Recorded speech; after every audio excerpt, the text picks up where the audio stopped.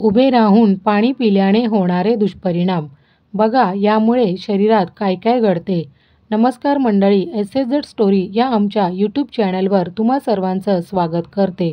त्याआधी चॅनलवर नवीन असाल तर चॅनलला सबस्क्राईब करून बेल आयकॉन ऑल प्रेस करा, म्हणजे येणाऱ्या व्हिडिओचे नोटिफिकेशन तुमच्यापर्यंत नक्कीच पोहोचतील.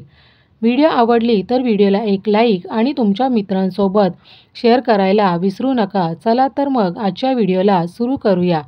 आजकाल धावपळीच्या जीवनात बहुतेक लोक आपल्या आरोग्याची काळजी घेत नाही. त्याचबरोबर अनेकांना अशी सवय असते की उभे राहून पाणी पितात, परंतु असे केल्याने तुमच्या शरीराला हानी पोचते. होय, उभे राहून कधीही पाणी पिऊ नये.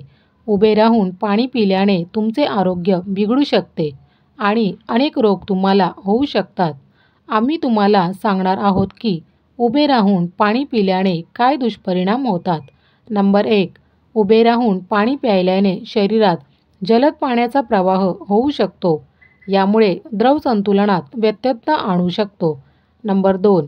उभे राहून पाणी प्यायल्याने पोटात गॅस साठतो, जो पचनसंस्थेसाठी हानिकारक आहे. नंबर 3. उभे राहून पाणी प्यायल्याने सांध्यांवर अतिरिक्त दबाव पडतो, ज्यामुळे सांधेदुखीचा त्रास होऊ शकतो. नंबर 4. उभे राहून पाणी प्यायल्याने कालांतराने किडनी देखील खराब होऊ शकते. नंबर 5. उभे राहून पाणी प्यायल्याने अपचन आणि इतर समस्याही होऊ शकतात. नंबर 6.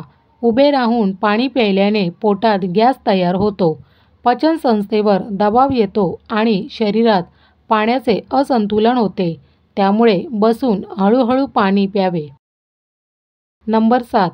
पण जर आपण उभं राहून पाणी पित असाल तर पाणी पोटाच्या खालच्या भागात पोचते, ज्यामुळे पचनसंस्थेला हानी पोचते. त्यामुळे नेहमी बसून पाणी प्यावे. तर मित्रांनो, व्हिडिओ कशी वाटली ते कमेंट्समध्ये नक्की सांगा. धन्यवाद.